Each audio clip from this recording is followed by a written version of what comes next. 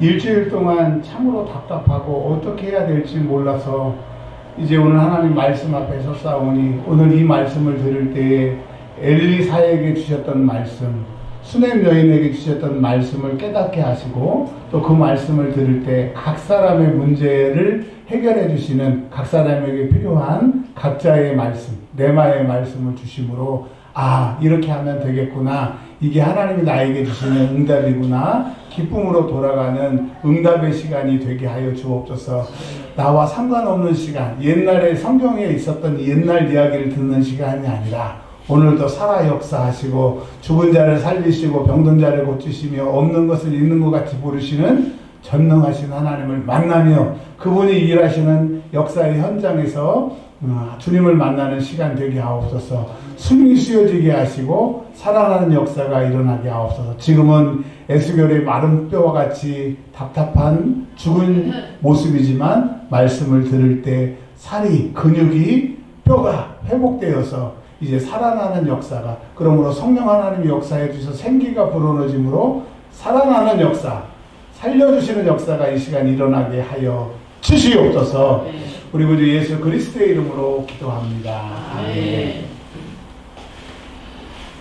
엘리사의 이야기입니다. 엘리사가 수넴에 자주 다녔습니다. 수넴이라고 하는 지역은 이스라엘 골짜기 이사갈 지파에 속한 작은 마을입니다. 이 수넴의 유명한 사람은 오늘 수넴 여인과 또 다윗의 노년에 함께 그 몸에 체온을 올려줬던 아비삭이라고 하는 그 두 여자가 출생한 곳이 수넴입니다. 이 수넴에 있었던 얘기를 통하여서 살리는 믿음이 무엇인가, 도대체 어떤 믿음이 살리게 하는가라고 하는 제목으로 말씀을 증거하려고 합니다.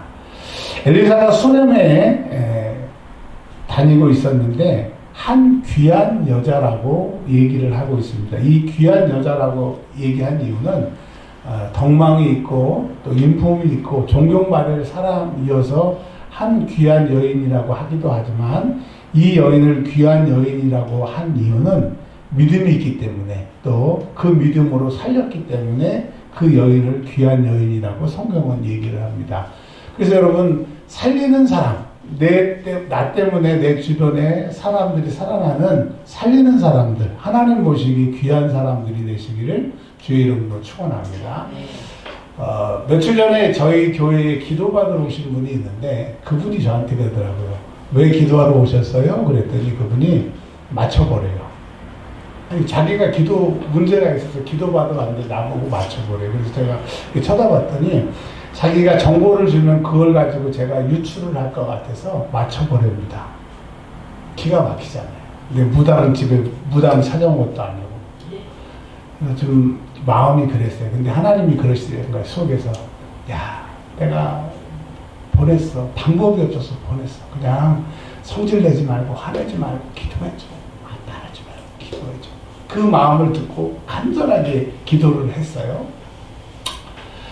막 기도하는데 누워있고 막 가관입니다. 그래서 계속 기도했어요. 그리고 이제 손을 내밀어서 손을 딱 잡았어요. 그랬더니 하나님이 다 가르쳐 주신 거야. 그래서 다 얘기를 했지. 그랬더니 자세를 고치고 이제 기도를 받더라고요. 간 다음에 제가 좀 그랬어요. 하나님, 정말 제가 너무 자존심 상해요. 너무 자존심 상해요. 그랬더니 주님이, 이 목사, 한 말 하지 마. 내가 네 마음 알지만 이 사람이 더 급하니까 보냈으니까 한 말 하지 마. 범죄하지 마. 내가 다 갚아줄게. 네, 그런 일이 있었어요. 그래서 제가 드리고 싶은 말씀이 뭐냐면, 여러분, 살리는 사람, 그런 귀한 여인이 되시길 주 이름으로 축원합니다. 어떤 사람은 내가 감으로 내 주변의 사람을 폭발을 시키는 사람이 있어요. 어떤 직원이 들어오면 그 직장 다니는 사람과 그 직장이 파탄이 나요. 근데 그 사람이 나가면 조용해. 그래서 죽이는 사람이 되지 말고 살리는 사람이 되시기를 주의 이름으로 축원합니다. 자, 근데 이 귀한 여인이 엘리사가 자꾸 왔다 갔다 하고 지금처럼 뭐 음식점이 있거나 그런 게 없으니까 이렇게 얘기합니다. 저희 집에서 식사를 좀 하세요. 언제든지 와서 식사를 하십시오. 그래서 엘리사가 수시로 그 집에 지나다니면서 식사를 합니다. 그리고 어느 날 구절에 보면 자기 남편한테 이렇게 얘기해요. 우리 집에 하나님의 거룩한 사람 엘리사를 얘기합니다. 하나님의 거룩한 사람이 자꾸 식사하러 왔다 갔다 하는데 우리가 하나님의 거룩한 사람을 위해서 방을 하나 만듭시다 해서 방을 하나 만들어줍니다. 근데 여러분 그 하나님의 거룩한 사람이라고 하는 얘기가 9절에도 나오고요. 22절에도 엘리사를 하나님의 사람이라고 얘기를 합니다. 도대체 엘리사가 왜 하나님의 사람이냐? 하나님의 일을 해서 하나님의 사람이기도 하지만 엘리사는 하나님의 능력으로 문제를 해결하는 사람이기 때문에 하나님의 사람인데 그 능력을 하나님이 주셔서 그 능력을 사용함으로 문제를 해결했기 때문에 거룩한 사람이 되는 거예요. 여러분 거룩은 깨끗하고 도덕적으로 완전한 것을 거룩이라고 얘기하기도 하지만 거룩한 사람은 하나님과 함께하는 사람이고 하나님의 능력은 거룩한 사람을 통해서 역사하시고 하나님이 역사하시면 그 사람이 거룩한 능력이 나타나기 때문에 어떤 사람이 하나님의 거룩한 사람이냐? 하나님의 방법으로 문제를 해결하는 사람. 여러분 우리 교회가 제가 엘리사처럼 하나님의 방법으로 여러분의 문제를 해결해 드리는 사람이 되어야 돼요. 또 여러분도 여러분의 가정과 여러분의 문제를 하나님의 방법으로 해결하는 거룩한 사람이 되기를 바랍니다. 이번 다니엘 기도 때 그 간증하시는 분들 중에서 그런 말씀 기억나시지요? 하다 기도하지 말고 하다 기도하면 하다하는 만큼 고생하잖아요. 그 다음에 기도하면 기도의 그 응답이 늦어지기 때문에 하다 일하고 기도하지 말고 처음부터 기도하라. 그래서 여러분 하나님의 방법으로 해결하는 거룩한 사람이 되시기를 바랍니다. 그래서 여기서는 하나님을 믿음으로 살리는 여인을 귀한 여인이라고 했고 하나님의 방법으로 해결하는 사람을 거룩한 사람이라고 했으니까 우리 이 시대에는 말만 하나님 믿는 사람이 아니라 하나님을 진짜로 믿는 그 믿음을 가지고 귀한 여인이 되고 하나님의 능력으로 문제를 해결해주는 거룩한 신앙인들이 되시기를 바랍니다. 하나님의 나라는 말에 있지 않고 능력에 있는 거예요. 여러분 능력의 사람이 되시기를 바랍니다. 학교 다닐 때 공부 잘하면 선생님도 쩔쩔매고 친구들도 쩔쩔매요. 희한해요. 잘생기고 못생기고 상관없이 공부만 잘하면 쩔쩔매는 것처럼 여러분 신앙은 능력이에요. 능력이 있으면 마귀도 쩔쩔매고 문제도 쩔쩔매고 내 주변에 있는 사람들이 잘 쩔쩔매기 때문에 문제는 능력이에요. 능력 없음에 속상해하시고 능력을 받음으로 거룩한 사람이 되시든지 귀한 여인이 되시기를 주 이름으로 축원합니다. 근데 매일 왔다 갔다 하지는 않지만 가끔 들려서 식사도 하고 잠자리에서 잠을 자고 나니까 엘리사가 되게 미안했어요. 되게 미안해가지고 이제 수렘 여인에게 물어봅니다. 소원이 뭐냐? 내가 왕에게 혹은 군대 장관에게 얘기하면 그 사람들이 다 들어줄 정도의 힘이 있으니까 나에게 이야기를 해라. 이렇게 얘기합니다. 이해신 권사님 저한테 얘기해 주세요. 제가 아는 사람한테 얘기해 줄 테니까 소원이 뭡니까? 좋았어. 속세의 사람하고 다르시네요. 그랬더니 이 여인이 이렇게 얘기합니다. 저는 아무것도 필요 없어요. 자, 그러면 엘리사가 알았습니다. 그래야 되는데 엘리사가 너무 은혜를 받아가지고 이렇게 얘기합니다. 알았어. 그래놓고 자기 게하시 종에게 야, 네가 생각하기에는 저 여인에게 뭘 해줬으면 좋겠니? 그 여자가 원하는 게 아니고 이제 너무 미안하니까 여러분 여기서 제가 느낀 게 있어요. 사람이 너무 사랑받고 너무 미안하면 뭘 주고 싶은 거예요. 근데 이 여인이 뭘 달라고 해서 준 게 아니고 엘리사가 주고 싶어서 안달이 나서 이제 주게 되고요. 또 이 주는 것으로 끝나지 않고 그 다음에 이 문제가 생겼을 때 그 문제도 해결해주고 또 나중에 기근이 오니까 여기를 떠나라고 또 얘기해주고 기근이 끝나서 블레셋에서 돌아오니까 그동안에 뺏겼던 땅과 그 소장을 밀린 것까지 다 받게 해주셔서 4번의 은혜를 베풀더라고요. 그래서 여러분 한번 잘해주고 사랑받을 때 완전히 끝까지 나에게 잘해줄 수 있도록 진심으로 잘해줘야 되겠구나. 이 수행 여자가 참으로 귀한 여인이라고 하는 것이 단발성이 아니고 무슨 대가를 바라는 것이 아니라 진심으로 잘했기 때문에 그의 인생에 4번의 어려움을 다 해결하게 되는 거예요. 여러분, 이 굉장히 중요한 말씀인 겁니다. 오후에 오늘 꼭 말씀을 들으세요. 제가 일주일 동안 준비한 말씀이 있는데 오후에 이 말씀 제가 지금 막 오전에 드리고 싶지만 오후에 준비한 말씀이 있는데 한번 꼭 들어보세요. 태도에 대한 말씀이에요. 태도. 하나님 섬기는 태도. 아까 제가 말씀드렸던 것처럼 저는 너무 속이 상하고 자존심이 상했는데 하나님이 이 목사 알았어. 이게 급하니까 그 하나님의 사랑을 보면서 하나님의 마음이 그런 거구나. 목회가 그런 거구나. 그러면서 하나님이 태도에 대한 것을 가르쳐 주셔서 오후에 태도의 설교를 좀 하려고 합니다. 여튼 이 여인이 엘리사를 진심으로 섬겼기 때문에 4번의 인생의 고비고비마다 해결하는 은혜가 있게 되게 됩니다.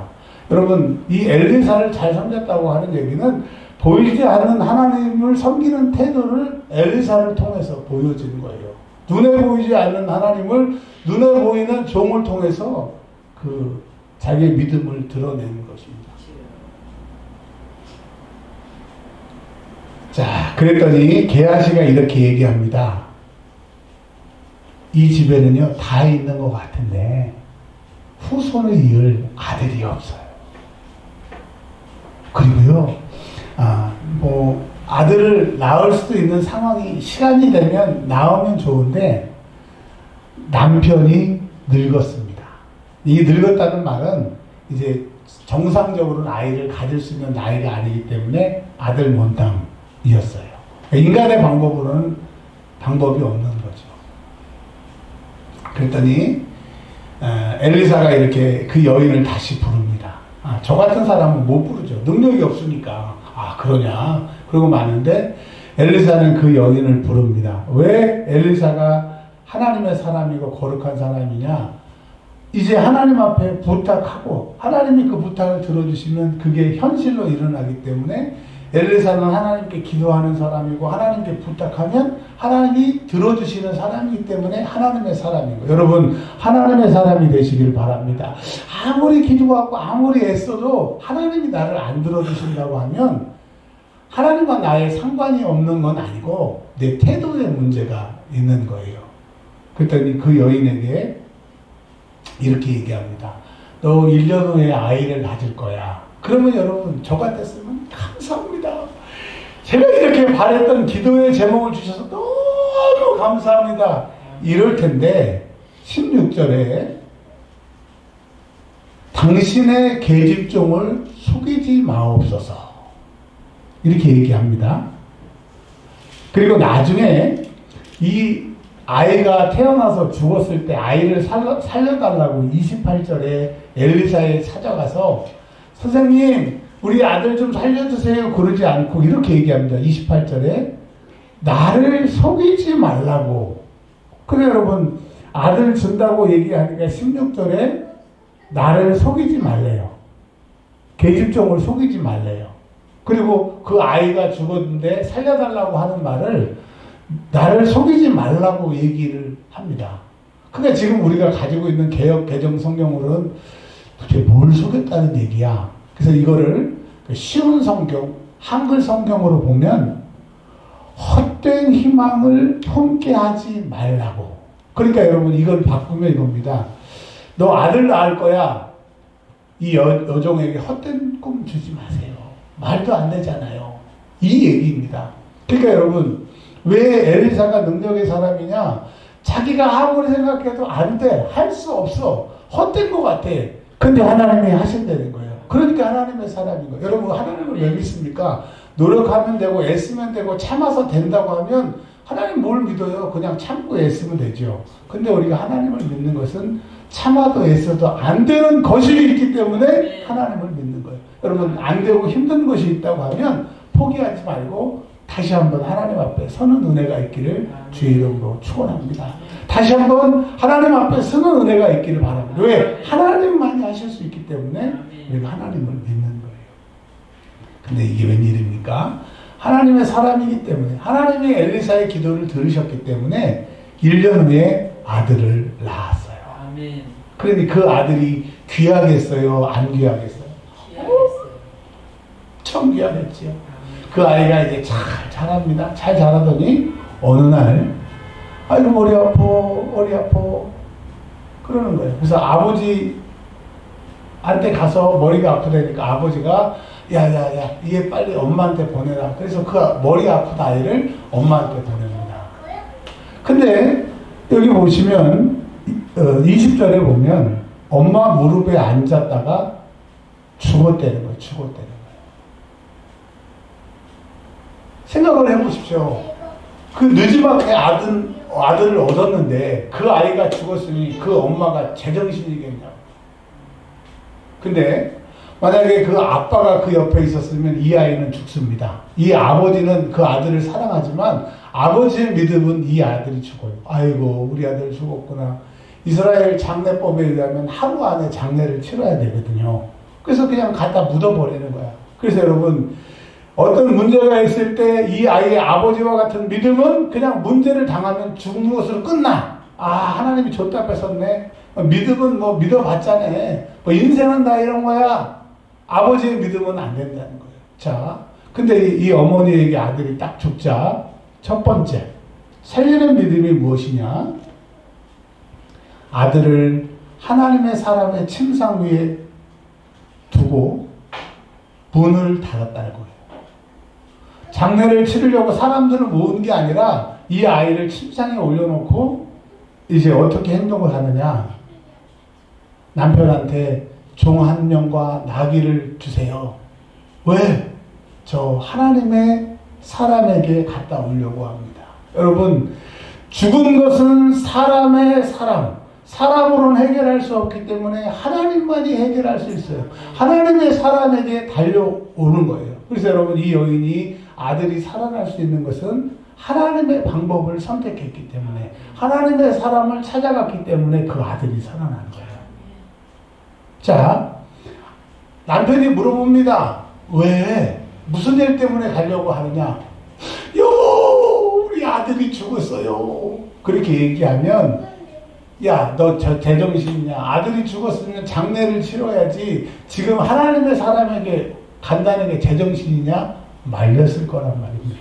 그러니까 이 여인이 아니 평안한 일로 잠깐 갔다 오려고 합니다. 즉 이 남편에게 얘기하면 장례를 치르고 사람에게 얘기하면 사람의 방법으로 되지 않기 때문에 이 여인은 하나님이 살리실 것을 믿고 하나님께 살려달라고 하는 그 믿음으로 지금 달려. 안 오면 왜 안 오나 걱정이 되고 별 생각이 다 드는데 알고 보면 아무 일도 아니야. 그건 아닌 거예요. 자, 이 아이가 죽었어요. 자기의 문제가 아닌 줄 알았는데 자기의 문제가 된 거예요. 그래서 엘리사가 이제 기도합니다. 그래서 33절에 엘리사가 여호와께 기도하는 거예요. 엘리사가 왜 하나님의 사람이냐? 기도하니까. 하나님 앞에 기도하니까 하나님의 사람이고 그 기도를 통해서 문제가 해결되니까 하나님의 사람인 거예요. 근데 여러분 희한한 게 성경 다른 구절에 이런 구절이 없는데 34절과 35절에 보니까 엘리사가 능력이니까 그냥 침상에 앉아서 기도하든지 안수하면서 기도하면 되잖아요. 근데 뭐라고 그래요? 이 아이 위에 엎드려요. 시체 위에 엎드린다니까요. 저는 저희 아버지 돌아가셨을 때 뭐 정 뗀다고 하는 것처럼 너무 무섭더라고요. 아버지 그 시신에 손을 못 대겠더라고요. 근데 남인데 이 아이가 죽었잖아요. 근데 이 아이 위에 엎드렸어요. 그리고 코는 코, 귀는 귀, 손은 손, 전부 맞대는 거예요. 이게 뭘까? 그게 두 가지더라고요. 첫 번째로는 그 아이가 사랑했던 아이고 이 아이가 사랑하기 때문에 사랑하기를 원하는 즉 간절함에 표현해놨어요. 살아난 아이를 줬던 것처럼 여러분 그 믿음이 죽은 아이가 살아나서 그 아이를 받게 되는 것처럼 여러분 이 여인의 믿음처럼 모든 죽어가는 문제가 살아나는 여러분의 믿음이 되시길 주의 이름으로 축원합니다. 하나님 감사합니다. 우리에게 살리는 믿음으로 살아나라 말씀하시니 감사합니다. 우리가 하나님의 방법으로 하나님의 능력으로 우리의 죽은 모든 문제를 해결받게 하옵소서. 우리 구주 예수 그리스도의 이름으로 기도합니다. 아멘. 우리 구주 예수 그리스도의 이름으로 기도합니다. 아멘.